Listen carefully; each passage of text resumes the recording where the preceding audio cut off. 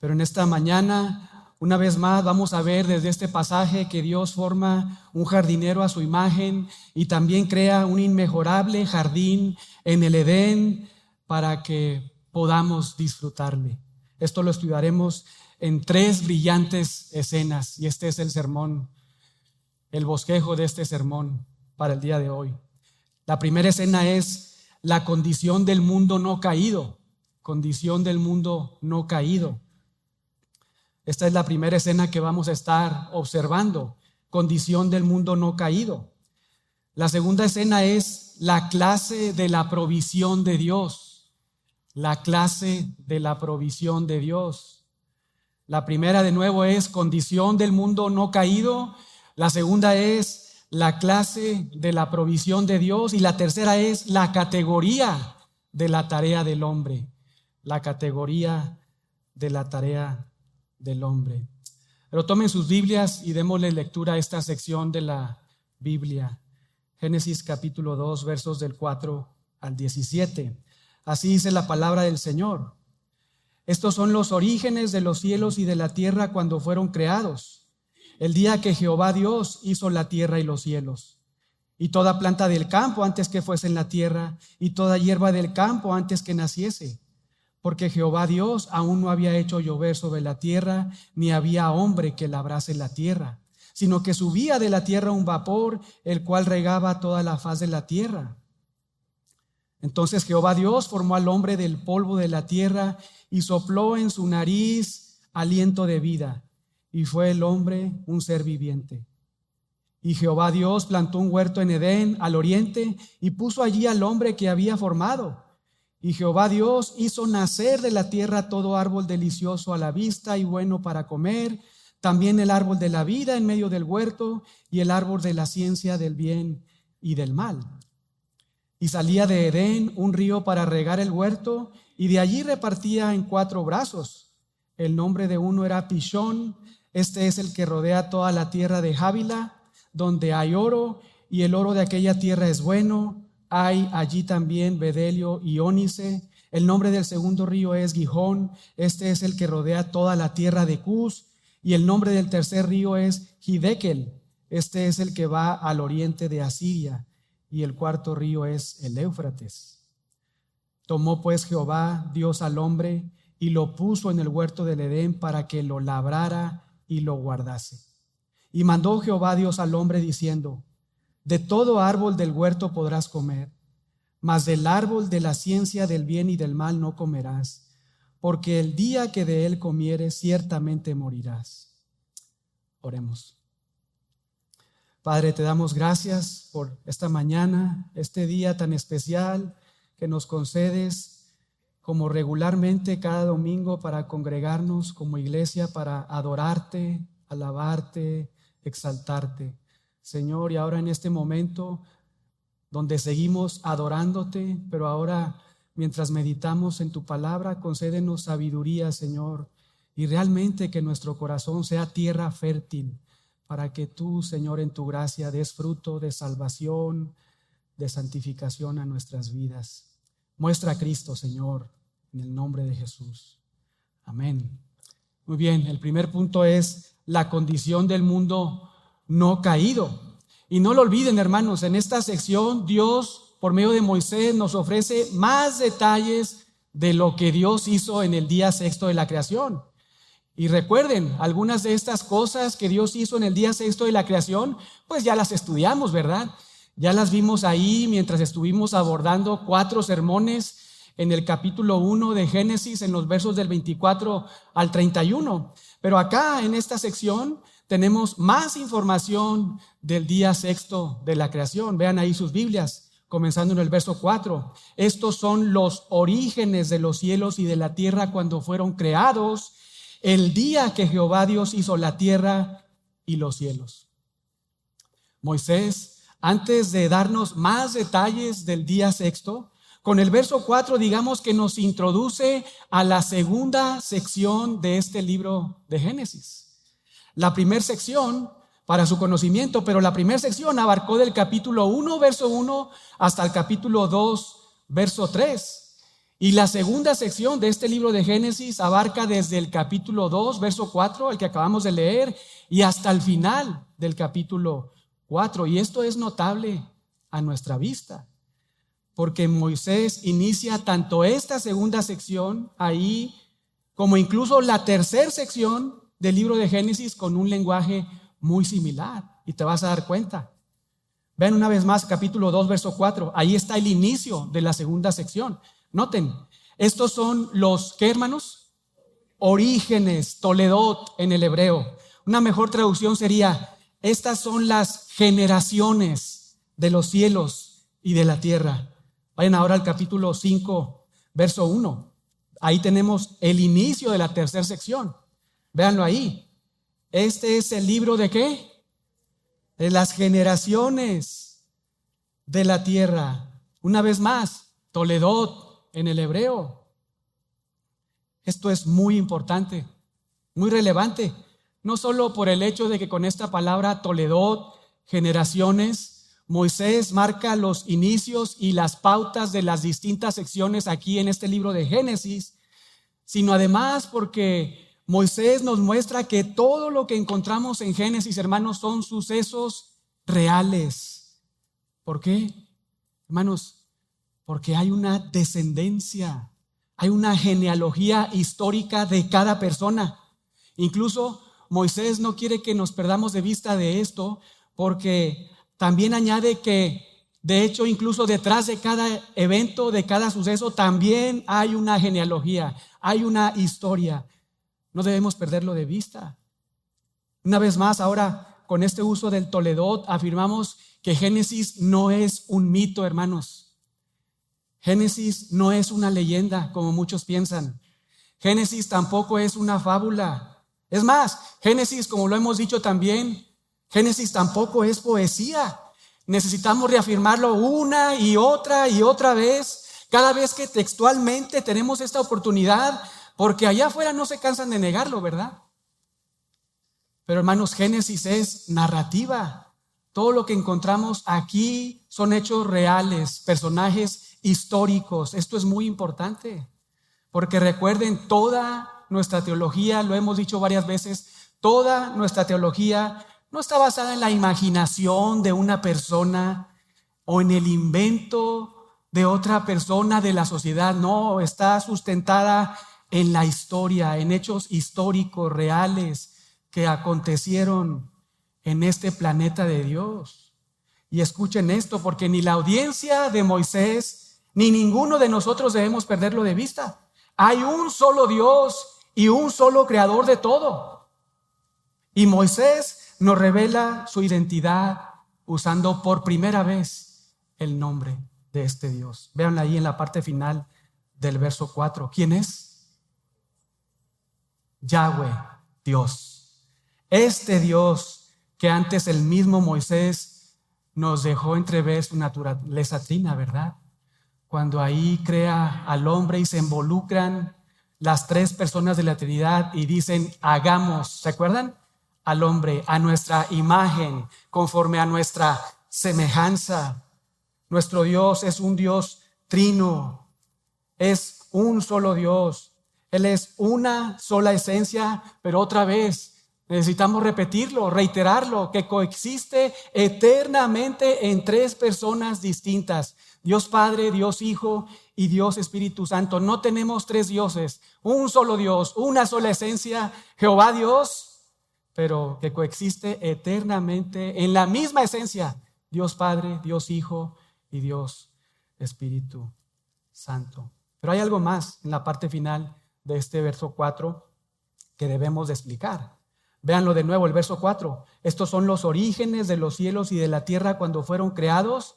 Y aquí viene, el día que Jehová Dios hizo la tierra y los cielos. No se pierdan de esto, porque con este verso hay algunas personas que defienden la teoría de una tierra antigua de miles de millones de años. Toman este verso para argumentar, sostener que los días de la creación no pueden ser días literales de 24 horas. Y dicen esto porque el sentido del día aquí en la parte final del verso 4, véanlo ahí de nuevo, apunta a un periodo mayor de 24 horas. Y por eso, dicen estos que argumentan la teoría de la Tierra antigua de miles de millones de años, dicen ellos que por este hecho entonces también los primeros 6 días de la creación abarcan largos periodos de tiempo, incluso miles y miles de millones de años. Según ellos, los 6 días de la creación, cuando Dios termina de crear todo, no pueden ser días literales de 24 horas. ¿Pero será esto correcto? ¿Será exegéticamente, gramaticalmente adecuado? No, porque lo primero que tenemos que hacer es siempre considerar el contexto, ¿verdad? Cuando estamos estudiando la palabra de Dios, necesitamos ver el contexto para entonces considerar el correcto significado de una palabra, de una frase o de una oración en nuestras Biblias. Y si bien es cierto que aquí en el verso 4 la palabra día pues puede abarcar un extenso periodo de tiempo, lo cual es natural, ¿verdad? Porque ahí Moisés nos está contando y englobando con un merismo que Dios creó todo el universo. Pues es obvio, claro que sí, esto es adecuado. Pero también es cierto que cuando esta palabra día, yom en el hebreo, va acompañada de números ordinales o cardinales. Ya los puse a pensar, ¿verdad? ¿Qué es eso? Bueno, 1, 2, 3, 4, ¿verdad? Primero, segundo, tercero y cuarto. Cuando esta palabra día va acompañada de números, otra vez, ordinales y cardinales, o también va conectada incluso con palabras como mañana, tarde y noche, siempre en la Biblia de Dios, el Espíritu Santo la usa para apuntar a días literales de 24 horas. Esto es así. Gramaticalmente tienes que prestar atención a los detalles. Pero sigamos avanzando. Vean cómo continúa ahí el verso 5. Y recuerden, una vez más, estamos viendo en este primer punto la condición del mundo antes de la caída. Vean el verso 5. Y toda planta del campo antes que fuese en la tierra, y toda hierba del campo antes que naciese. Estoy leyendo ahí desde la Reina Valera 60. En esta ocasión, la Biblia de las Américas lo traduce mejor, nos ofrece una traducción más fiel al original. Escuchen, esto es lo que se traduce o se menciona ahí en la Biblia de las Américas, verso 5. Quizá algunos de ustedes traen esta versión o Nueva Biblia de las Américas. Verso 5, esta es la idea, esta es la mejor traducción. Aún no había ningún arbusto del campo en la tierra, ni había aún brotado ninguna planta del campo. ¿Qué significa esto? ¿Cómo es que no había arbustos ni plantas en el día sexto? ¿Qué acaso Dios no creó en el día tercero la vegetación y los árboles frutales? Sí, ¿verdad? Sí, fue así. Bueno, necesitamos prestar atención otra vez a los detalles. Esta palabra ahí, arbusto, puede ser mejor traducida como matorral silvestre. De hecho, de manera muy interesante, esta palabra que encontramos aquí como arbusto en Génesis 2:5 es utilizada más tarde ahí en Job 37 para traducirlo como espinos. Y la otra frase que viene ahí en el 5, planta del campo, nos hace pensar en plantas que brotan del campo. Y la idea es que esto surge porque alguien previamente las sembró y entonces crecieron. Y el punto es este, hermanos, por si ya se perdieron ahí en el verso 5. Pero esta es la idea en el verso 5, que aún no había. Recuerden, estamos viendo la condición del mundo antes de la caída, ¿verdad? La idea es, en el verso 5, que aún no había ningún arbusto, es decir, matorral silvestre, espino del campo en la tierra. Eso sucede hasta después, ¿no es cierto? Cuando Dios maldice la tierra a causa del pecado de Adán y Eva. Vean ahí, capítulo 3, verso 17. Vean cómo lo señala esto Moisés. Y al hombre dijo: por cuanto obedeciste a la voz de tu mujer y comiste del árbol que te mandé diciendo, no comerás de él, maldita será la tierra por tu causa, con dolor comerás de ella todos los días de tu vida. Y aquí viene, espinos y cardos te producirá y comerás plantas del campo. Pero en el 5 nos dice Moisés, aún no había estos espinos, ¿verdad? Aún no estaban ahí. Incluso vean cuando Dios expulsa a Adán y Eva del jardín, en el capítulo 3, verso 23, lo hace para que trabajen la tierra, pero que ahora lo hagan con dolor a causa de los espinos. Vean ahí el 23. Y lo sacó Jehová del huerto de Edén para que labrase la tierra de que fue tomado. Con dolor, ¿verdad? A causa del pecado, debido a la maldición como consecuencia del pecado. Pero vean una vez más el verso 5, lo que se añade. Noten, porque Jehová Dios aún no había hecho llover sobre la tierra, ni había hombre que labrase la tierra. Otra vez, Moisés nos está ofreciendo, digamos que más explicaciones, más razones del por qué esto es un mundo antes de la caída. Porque en este punto no había llovido, ¿verdad? ¿Eso sucedió hasta cuándo? Después del diluvio, ¿verdad? Después de la caída, sí, tiempo después. Y como también lo hemos visto, el trabajo con dolor para el hombre también fue después de la caída. En ese momento de Génesis 2, verso 5, aún todo era, hermanos, bello y perfecto. Vean lo maravilloso y sorprendente que sucedía con la tierra. Vean sus Biblias, verso 6, noten. Sino, es un contraste, sino subía de la tierra un vapor, el cual regaba toda la faz de la tierra. Esto es lindísimo, sorprendente, extraordinario. Sin necesidad de una sola gota de lluvia, Dios hacía subir desde, digamos, las mismas entrañas de la tierra un, no simple vapor, la idea es un manantial de agua que fluía y mojaba toda la tierra sin excepción. Y cuando dice ahí otra vez, verso 5, vapor, esta palabra no es el vapor que nosotros conocemos, no.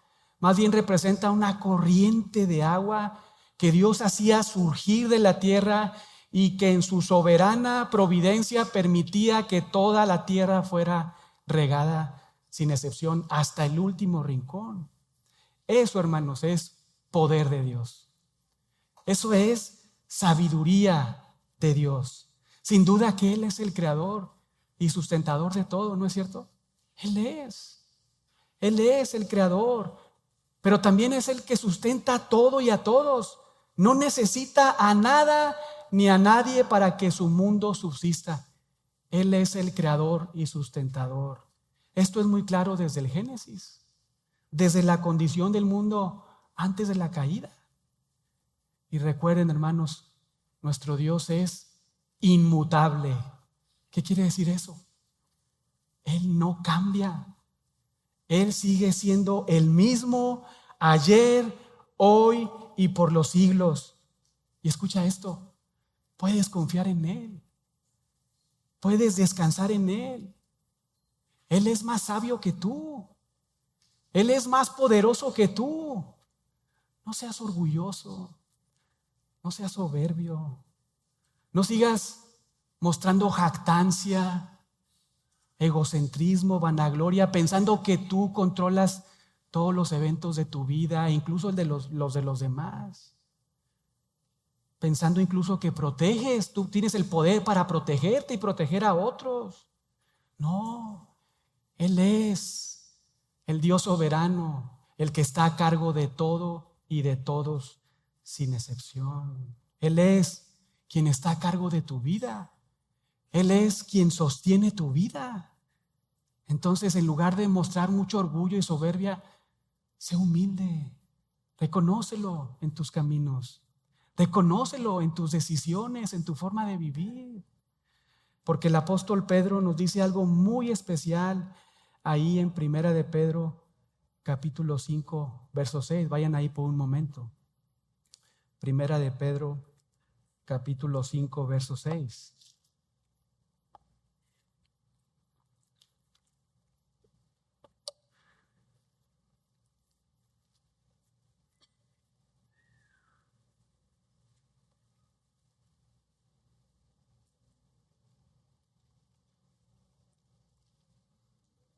Primera de Pedro, capítulo 5, verso 6.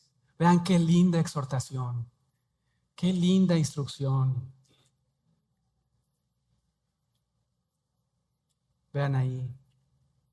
Humillaos, pues, ¿bajo qué? No se te olvide, nuestro Dios es omnipotente, tú no.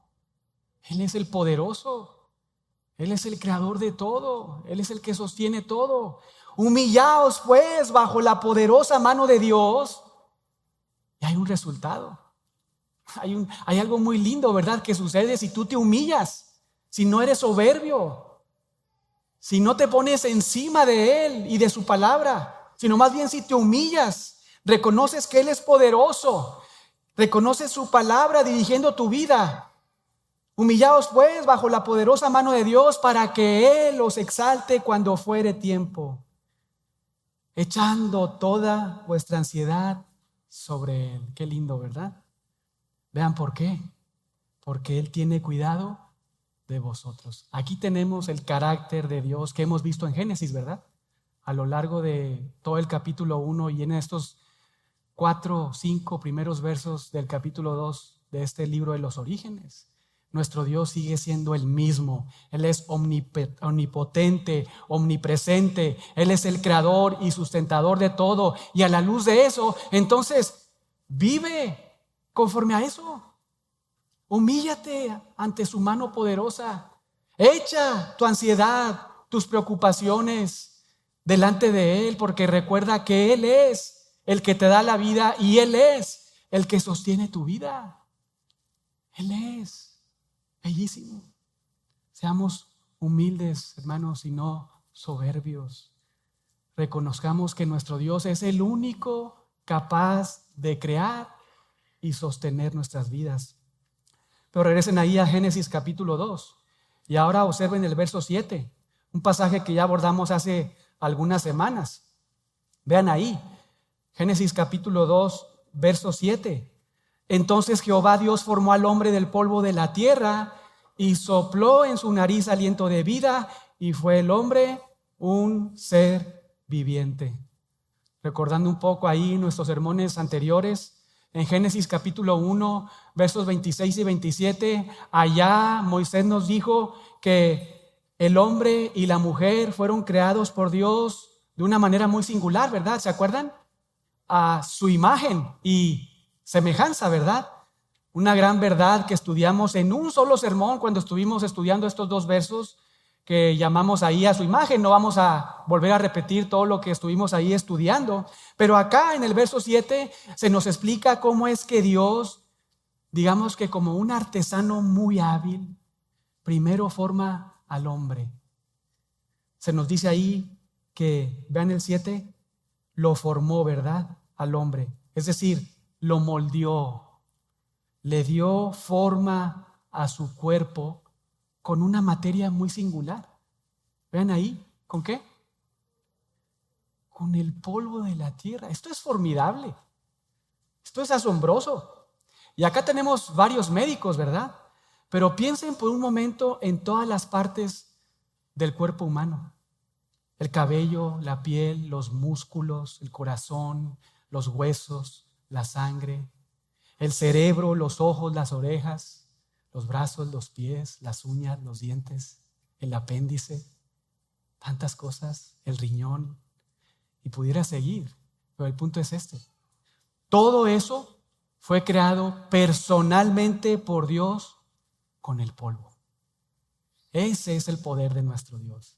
Esa es la hermosura de nuestro Dios que se refleja en cada una de nuestras vidas, porque hemos sido creados a su imagen conforme a su semejanza. Dios creó al hombre del polvo de manera instantánea. No pasaron miles de millones de años para que el hombre existiera. No, Dios creó al hombre de forma instantánea del polvo, formando todo esto. Esto es bellísimo, ¿verdad? Cuando estudio este tipo de pasajes me dan ganas de ser doctor, pero luego me arrepiento, ¿verdad?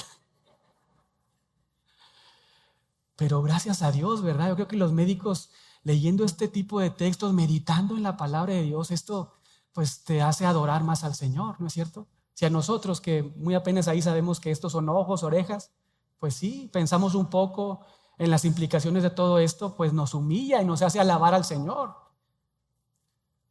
Pero nuestro Dios nos hizo al hombre y a la mujer de manera perfecta, bella y en el instante. Esto es soberanía, poder, inteligencia en su más alto nivel. ¿Qué inteligencia artificial ni qué nada, verdad?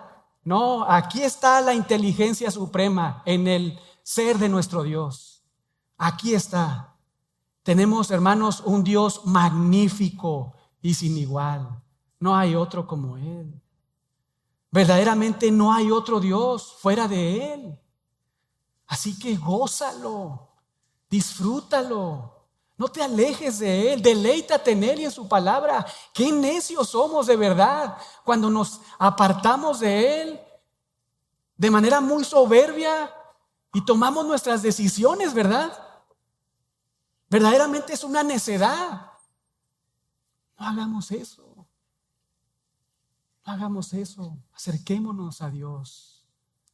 Derramemos nuestro corazón delante de Él. Disfrutemos de su presencia en nuestras vidas. Gocémonos con el diseño de Él para nuestras vidas. Vivamos para su gloria. Pedro nos anima: echa tu ansiedad delante de Él, tus preocupaciones, tu depresión, arrójalas ahí, porque su mano poderosa te sostiene. No hay otro Dios como nuestro Dios. Alaba a Dios, adora a Dios, pero hazlo siendo siempre un agradecido de Dios. Porque escucha esto: si podemos conocerlo, si podemos disfrutarlo, es gracias no a tu inteligencia, no a tu sabiduría, no, es gracias a Cristo, gracias a la gracia de Cristo, gracias al amor soberano, electivo, salvífico de Dios para ti. Por eso, si puedes alabar a Dios, no te jactes porque estás en la verdad y estás atesorando la sana doctrina. No, humíllate y agradece, porque es pura gracia de Dios. Primero, que hayas sido salvado. Pero segundo, que rechaces la falsedad, rechaces la mala doctrina y atesores la sana doctrina. Todo es gracia de Dios. Por eso, si podemos conocer a Dios y disfrutar de Dios, es gracias a Cristo.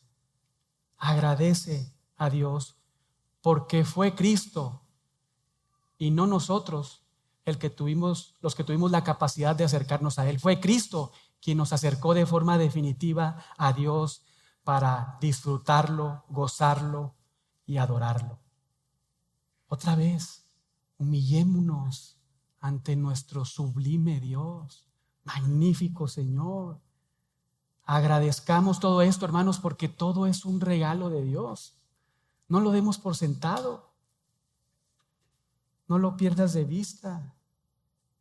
Pero en Génesis 2, verso 7, regresando ahí, no solo aprendemos que Dios es quien formó el cuerpo del hombre, sino también que es Dios quien da vida al hombre. Porque el hombre es un ser viviente una vez que Dios forma su cuerpo y entonces después Dios sopla en sus narices para que tenga vida. Hermanos, piensen en esto. Él es nuestro Dios, quien también te dio vida física y vida espiritual. Y Él es también quien sostendrá tu vida hasta el final. Confía en Él, no temas, porque así como Él creó la vida física de Adán, formó su cuerpo y le dio aliento de vida, y a ti también, ¿verdad? No directamente, sino a través de la unión de tus padres, ahí también recibes aliento de vida.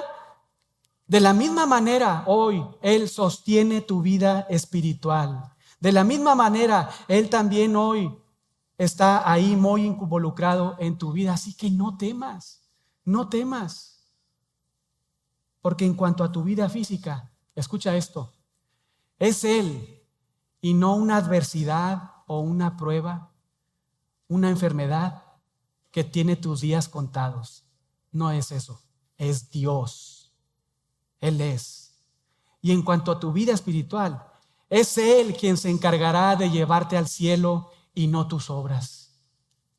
Y si verdaderamente eres su hijo o su hija, gracias al cuidado de Cristo y solo de Cristo, Satanás no puede tocarte. Incluso ni el mismo Hades podrá devorarte. Es lo que ha prometido Jesús. Qué impresionante guerrero tenemos a nuestro lado.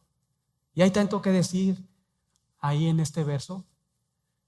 Pero con esto también, lo que vemos ahí en el verso 7, la creación, formación del hombre, con esto se derrumba por completo una vez más, como lo ha sido a lo largo de Génesis 1, pero aquí se derrumba por completo. Digamos que se pulveriza esas teorías de la evolución y del Big Bang, porque es muy claro que fue Dios y nadie más quien personalmente formó al hombre y dio vida al hombre.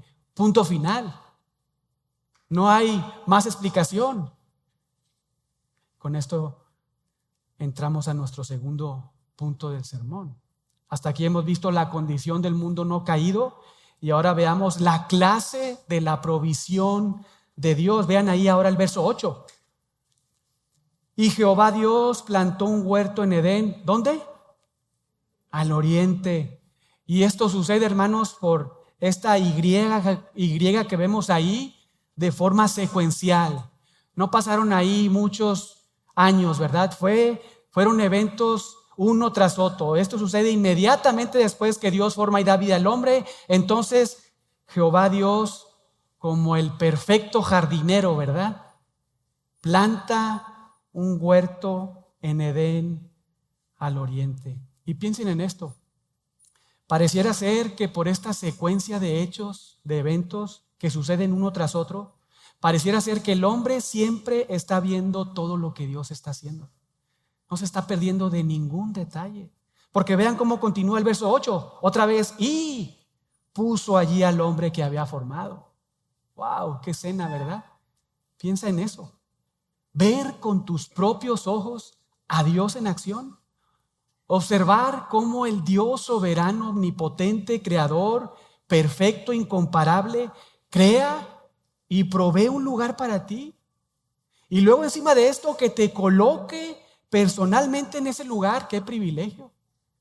¡Qué gracia de Dios! Esto es un regalo inmerecido, ¿verdad? Esto es asombroso. Y esta palabra huerto ahí apunta a un jardín, pero no es cualquier jardín, ¿verdad? Por muy lindo que sea. Ahí los que tengamos jardín en casa. Esta palabra huerto, jardín, denota la idea de un lugar exuberante, como nunca antes ha habido. Muy grande, donde hay bosques y árboles espectaculares y frondosos. Un lugar, digámoslo así, con un paisajismo único, especial, nunca antes visto. Hay en ese lugar belleza extrema de árboles, senderos, caminos lindísimos, cascadas muy bellas. Ese es el jardín del Edén. Es, en pocas palabras, un paraíso real. Es un lugar realmente cautivador y atractivo. ¿Por qué? Porque el Dios soberano lo creó. Él lo formó y lo creó para que otros le conocieran, para que Él se manifestara y toda su creación le disfrutara. Piensa en el lugar que Dios creó para hacerlo su habitación y que todos disfrutaran de Él. Debió ser un lugar lindísimo. Que Yosemite, ¿verdad? Ni Machu Picchu, no le llegan ni a los talones, ¿verdad? No. Dios hizo esto, hermanos, antes de la caída, incluso antes del diluvio. Y recuerden que todo lo que Dios hace, de cierta manera, en un grado o en otro, refleja su carácter, ¿verdad? Nosotros fuimos creados a imagen y semejanza de Dios. Somos únicos en ese sentido. Pero en repetidas ocasiones el salmista en el Salmo 19 y Pablo en Romanos 1 nos hacen pensar que los cielos, la creación, cuenta la gloria de Dios, ¿no es cierto? Que ahí vemos su eterno poder y deidad. Entonces, este jardín debió ser impresionante. Y por lo que vemos en el verso 8, véanlo ahí, Edén es mucho más grande que este majestuoso jardín, porque el jardín es colocado al oriente del Edén. Pero Dios no ha terminado con el jardín. Vean ahora en el verso 9 la clase de provisión que Dios le da al hombre. Vean el verso 9. Y Jehová Dios hizo nacer de la tierra todo árbol, ¿qué? Delicioso. Es la misma palabra ya codiciable, ¿verdad? Cuando Adán y Eva pecan. Delicioso a la vista, codiciable. Vean ahí, y bueno para comer. Entonces, una vez más, al inicio, Jehová Dios hizo nacer de la tierra todo árbol delicioso a la vista y bueno para comer. También el árbol de la vida en medio del huerto y el árbol de la ciencia del bien y del mal.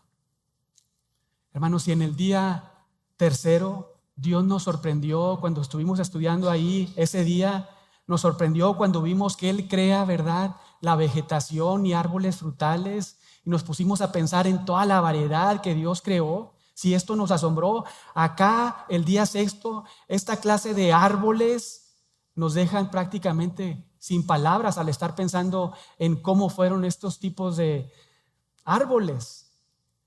Porque dice ahí, de todo árbol, o sea, de toda clase, había una abundancia, una variedad impresionante. Todo árbol delicioso a la vista y bueno para comer. Estos árboles eran de toda clase y había una gran cantidad de ellos. Y Dios los hizo surgir en el instante de la tierra. Digamos que Dios se reservó lo mejor para el jardín, para los habitantes de su creación, ¿verdad? Ahí lo reservó. Y Moisés nos dice que eran árboles de todo tipo. Y además que eran agradables a la vista y buenos para comer. Esto es impresionante, ¿verdad? Y la idea es que todos estos árboles ahí eran muy ricos, eran muy variados. La provisión de Dios para el hombre en el jardín era abundante y sin reserva. Y con esto pareciera ser que Dios quiere darle una lección a Adán y también a nosotros. Probablemente Él quiere que recordemos que Él y solo Él es el proveedor. Aunque nosotros como esposos, los papás, ¿verdad? Esposos, somos llamados a trabajar, a sustentar a nuestra esposa, ¿verdad? A nuestros hijos. Somos los que llevamos la provisión a la casa, pero en últimas es Dios el proveedor. Porque ¿quién es el que te da la inteligencia? ¿Quién es el que te da la fuerza y sabiduría? ¿Quién es el que te da la gracia con las personas para que te puedas desempeñar y que puedas, pues, trabajar y obtener el sustento? ¿Quién es el creador de todo? Dios. Entonces ni Adán ni nosotros debemos perder de vista esto. Él es nuestro proveedor, solo Él. Y cuando Él provee, escucha esto, lo hace de tal forma que es suficiente para cubrir cualquier necesidad de acuerdo a su voluntad y conforme a lo que tú necesitas para seguir perseverando en la fe. Algunas veces Dios te va a mandar escasez y está bien. Eso te va a hacer perseverar más en la fe. Y algunas veces también te va a mandar Dios riqueza y está bien también, porque de esa manera también Dios te está haciendo perseverar en la fe. Pero en últimas, Dios es el proveedor de todo. Él es. Otra vez, hermanos, como lo hemos reiterado en este sermón, no seamos orgullosos, no seamos soberbios, más bien siempre agradezcamos a Dios por su provisión, comenzando con nuestra vida espiritual, ¿verdad? Pero también continuando nuestra vida física, el trabajo, los lugares, los jóvenes que tienen para estudiar, la ropa que tienes ahorita, las propiedades si tienes, aunque sean rentadas o compradas, lo que sea, todo lo que tienes. En lugar de estar pensando, oye, es que me falta esto, me falta lo otro. Al contrario, sea agradecido, tienes muchísimo. Tienes desde la óptica de Dios lo suficiente para que puedas seguir perseverando en la fe, agradándole y honrándole. No seamos orgullosos ni nos creamos más inteligentes, sabios que Dios. Nuestro buen y sabio Dios sigue siendo el mismo. Él es, hermanos, Romanos 6:23, quien provee a nuestras vidas vida eterna en Cristo Jesús, ¿verdad? Es Él el que provee eso. Vida eterna en Cristo Jesús a todos los que estamos ahí. Es Él, según Pablo ahí, Efesios 1:3, también quien provee a todos sus hijos toda bendición espiritual en los lugares celestiales en Cristo. Pero también, una vez más, Él es el que te provee vida, fuerza, salud y provisión material. Sea mucho o sea poco, es Él. Y de acuerdo a su sabiduría, su perspectiva, es lo mejor como estás ahorita. Eso no quiere decir que no debemos de procurar ser excelentes, ¿verdad?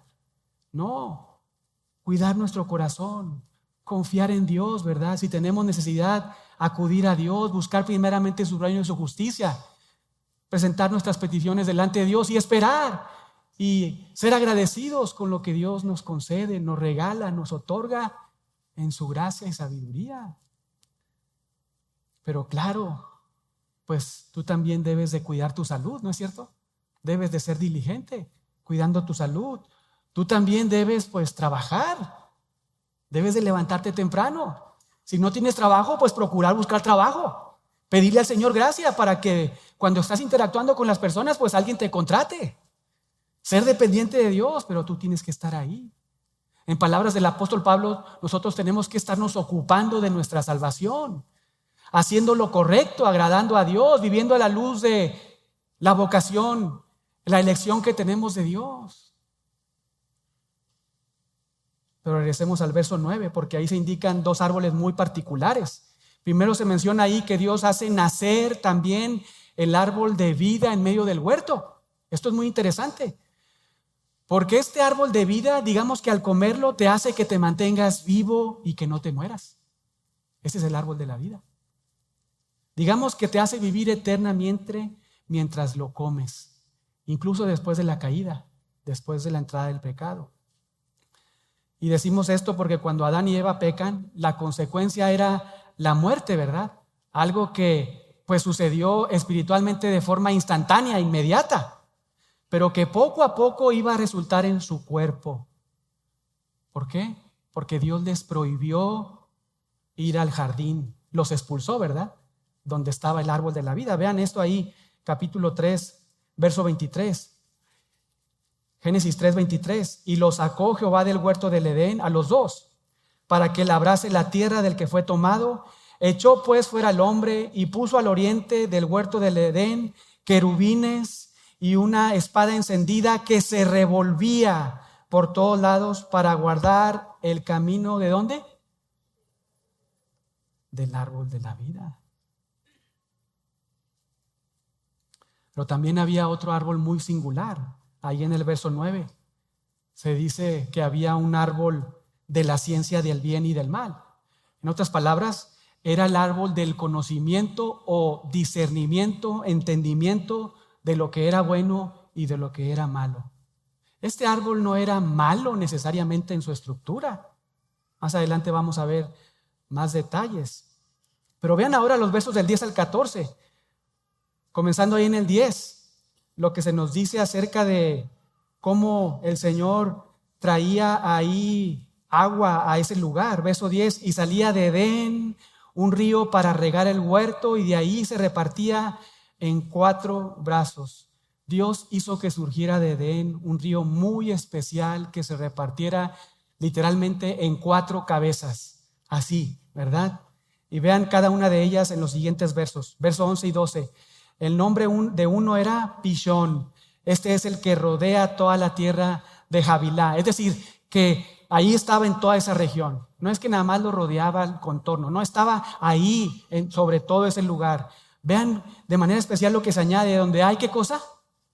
Oro. Wow, esto ya es otra cosa, ¿verdad? No nada más hay arbustos, bosques, sino hay oro. Vean el 12. Y el oro de aquella tierra es bueno. Hay allí también bedelio y ónice. Con esto aprendemos que en el jardín del Edén también había piedras preciosas. Esto supera cualquier provisión. Comida abundante, belleza exuberante y ahora piedras muy valiosas. Y todo lo puedes comer, todo lo puedes usar. Esto es extraordinario. Vean el 13. El nombre del segundo río es Gihón. Este es el que rodea toda la tierra de Cus. 14, el nombre del tercer río es Hiddekel o Tigris, ¿verdad? Ese es el que va al oriente de Asiria, y el cuarto es el río Éufrates. Y no me voy a detener mucho aquí para explicar, pero algunos han intentado identificar dónde es que estuvo situado este Edén, incluso el jardín. Pero no podemos ser tan dogmáticos, porque recuerden que esto sucedió antes del diluvio, ¿verdad? Después del diluvio cambia todo de una manera muy radical. Pero lo que sí quiero resaltar y subrayar, porque esto no debemos de perderlo de vista, es que la provisión de Dios, hermanos, fue abundante en comida y en piedras preciosas. Ahora, vamos a detenernos un poquito. No quiere decir que tú vas a tener mucho oro, ¿verdad? Mucho dinero. No quiere decir eso tampoco, ni siquiera que necesariamente vas a tener mucha provisión, mucha comida, no. Pero lo que sí podemos saber es que Dios es el que provee, ¿verdad? Es Él el que provee, Él es el proveedor. Y también podemos entender que Él provee a sus hijos lo que Él le place y lo que es necesario para que nosotros sigamos avanzando en la fe, para que sigamos perseverando y no lo abandonemos. No me des mucho, ¿verdad? Ni me des poco.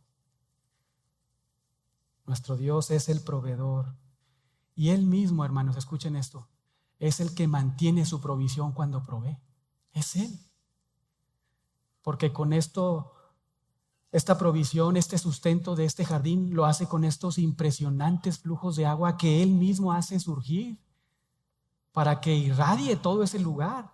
Ese es el cuidado y el involucramiento de nuestro Dios, creador, proveedor, con su creación y con todos los que son suyos. Y hasta acá hemos visto la condición del mundo no caído, también la clase de la provisión de Dios, y ahora vamos a ver la tercera escena, categoría de la tarea del hombre. Vean ahí sus Biblias, el verso 15, Génesis 2, verso 15. Tomó pues Jehová Dios al hombre y lo puso en el huerto del Edén para que lo labrara y lo guardase.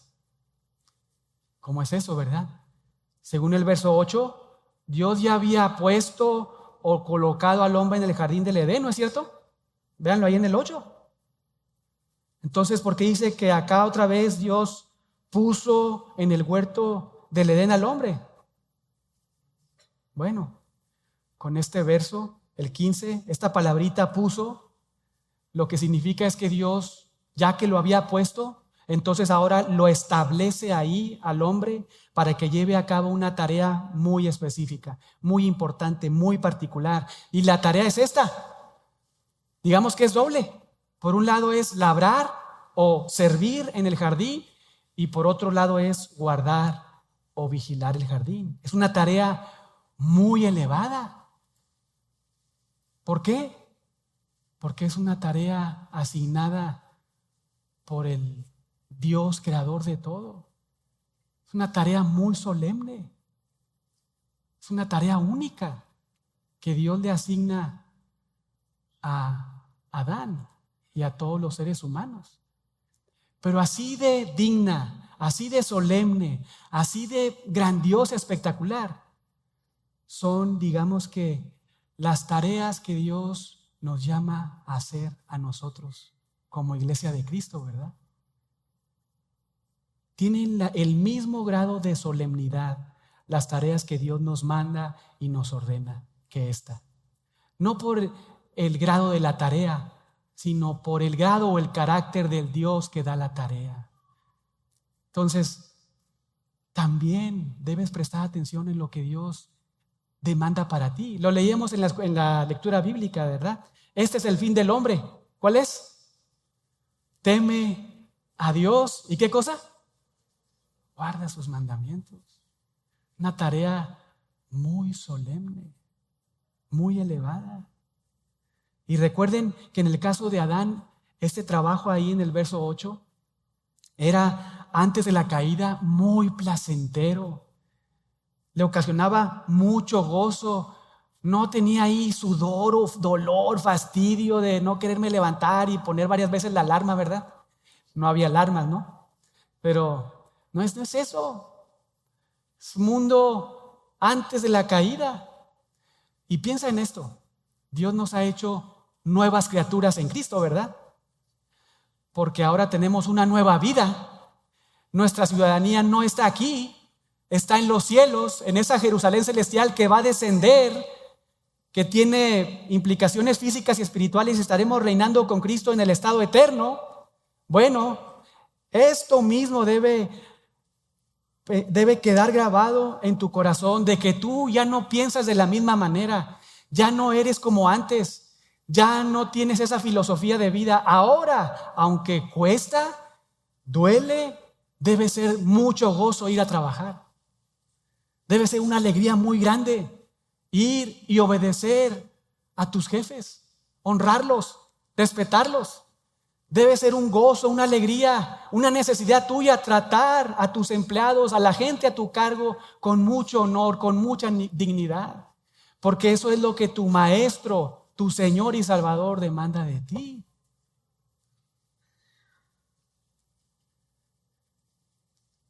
Esta tarea le ocasionaba al hombre un gozo constante.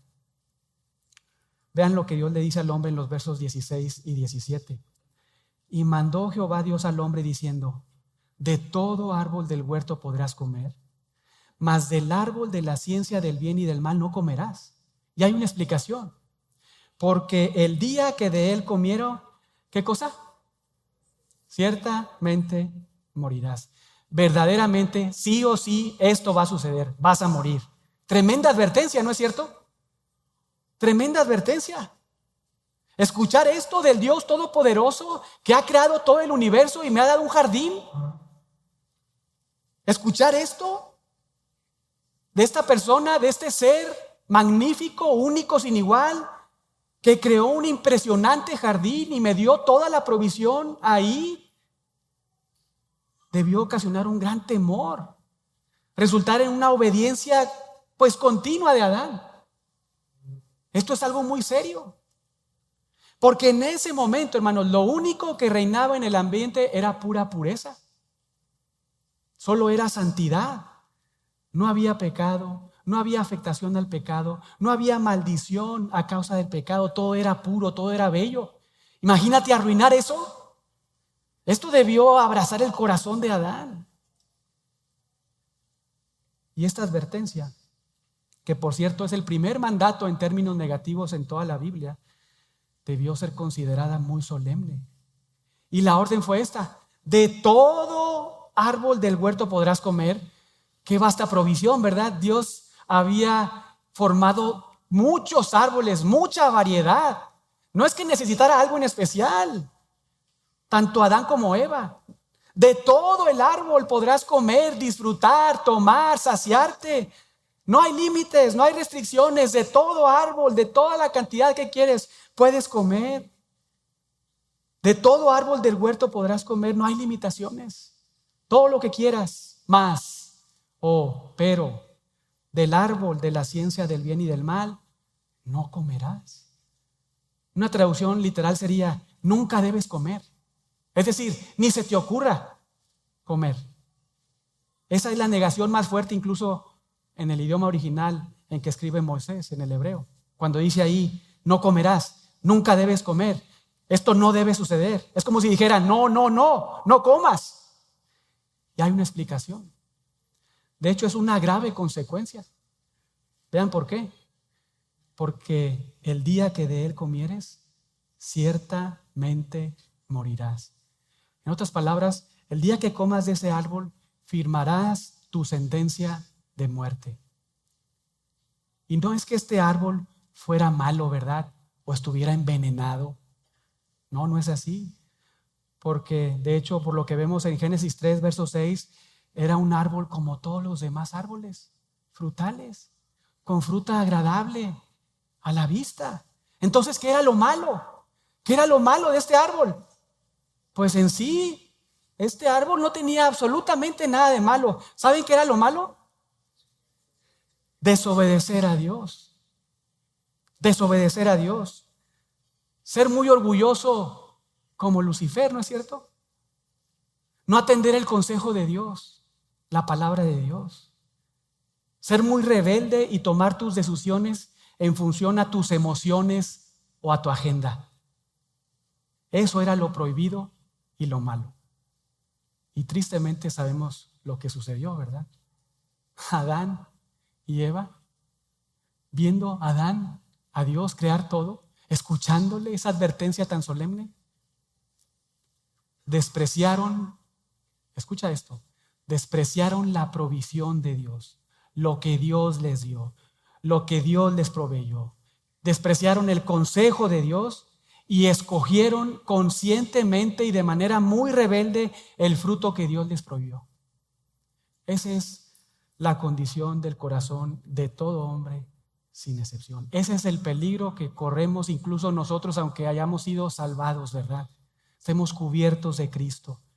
Ahí estamos, ahí podemos estar, siendo muy rebeldes y recibiendo consecuencias muy fuertes. ¿Cuál fue la consecuencia en el caso de Adán y Eva?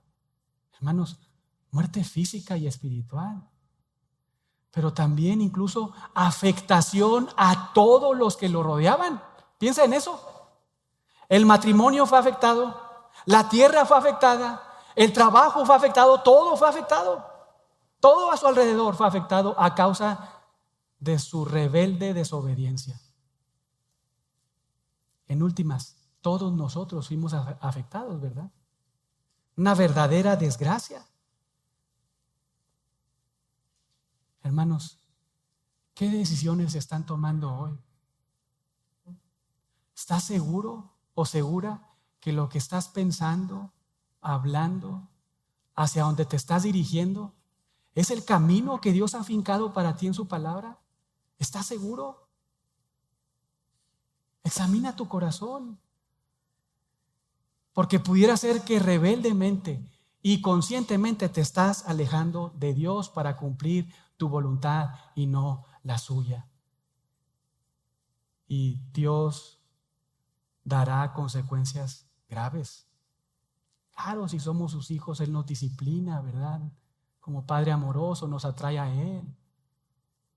Pero si eres una persona que no has creído en Jesús y aquí has venido domingo tras domingo y tras domingo y estás escuchando una y otra vez el Evangelio de Cristo, te estás exponiendo a la verdad y estás atesorando ira para el día de la ira, nos dice Pablo en Romanos 2. Cuidado, presta atención. Hermanos, amigos, esto no es una leyenda, estos no son mitos, no son cuentos chinos, todo esto es real, todo esto es verídico. Dios castiga toda rebelión a su nombre y su palabra. Él no tendrá por inocente al culpable. Y escucha, desobedecer a Dios es desobedecer la palabra de Dios. Y cuando haces eso, nunca jamás traerá algo bueno a tu vida. Nunca. Por el contrario, la obediencia a Dios honrará a Dios y siempre resultará en algo bueno para tu vida. Quizá no como tú piensas, ¿verdad? Ese bien que asumes es lo mejor que puedes recibir. Pero desde la óptica de Dios siempre será bueno, obvio, para el honor de su nombre y para tu vida espiritual. Escucha lo que nos dice Pablo en Gálatas 6, versos del 7 al 9. No os engañéis. Dios no puede ser burlado, pues todo lo que el hombre sembrare, eso también segará. Porque el que siembra para su carne, de la carne segará corrupción, mas el que siembra para el Espíritu, del Espíritu segará vida eterna. No nos cansemos pues de hacer bien, porque a su tiempo segaremos, si no, desmayamos. Al final, tu adoración obediente a Dios y a su palabra hará que tu vida resulte en ser muy brillante, como esas piedras preciosas ahí en el jardín del Edén, ¿verdad? Así, muy brillante ante los ojos de Dios. Y quizá alguno diga, bueno, pastor, no hay remedio para mí, estoy ahí hundido, ¿verdad? estoy ahí muy lejos. No hay esperanza. Sí hay esperanza. Porque no importa lo profundo del hoyo en el que te has metido en tu pecado, el amor de Dios es más profundo, más fuerte que te puede alcanzar. Y si no eres salvo, para salvación. Y si eres un hijo o una hija de Dios, para limpiarte, redirigir tu vida y vivir conforme al diseño de Dios. Y entonces disfrutar de Dios, alegrarte de Dios, gozarte de Él, agradecer por tenerlo en tu vida. Así que, una vez más, arrepiéntete de tus pecados y confiesa a Cristo como Señor y Salvador. O sigue creyendo en Jesús. Sigue confesando tu pecado. Esa es la perseverancia de los santos. Pensar en la condición del mundo antes de la caída, meditar en la clase de la provisión que Dios nos da, contemplar incluso la categoría de la tarea del hombre, deben hacernos adorar más a nuestro Creador. Porque en todo esto vemos el carácter bello, perfecto, inmutable de nuestro Dios. Oremos.